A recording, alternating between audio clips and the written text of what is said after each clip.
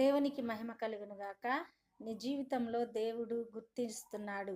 నిన్ను ఎవరు గుర్తించలేనప్పటికీ కూడా దేవుడు నిన్ను గుర్తిస్తే బహుకార్యం దేవుడు చేస్తానని చెప్తున్నాడు.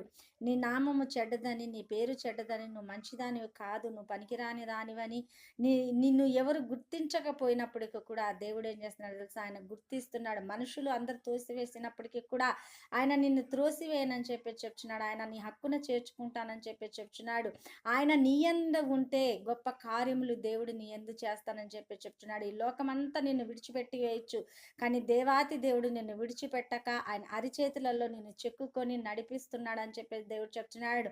నిన్ను ఎప్పుడు కూడా ఎడవను ఎడబాయనని చెప్పిస్తున్న దేవుడి వైపు చూసుకుంటూ మనం నడుస్తే దేవుడు ఏం చేస్తాడు తెలుసా? మన నామంని గొప్పది చేస్తాడు, ఆశ్చర్యం చేస్తాడు, బహుకార్యములు మన పట్ల దేవుడు జరిగించి ఎవరైతే చెడ్డది, ఎవరైతే పనికిరానిది అని ఉన్నారో వారందరూ కూడా ఒక దినము సాక్ష్యము పలికే విధంగా దేవుడు ఉంచుతానని చెప్తున్నాడు.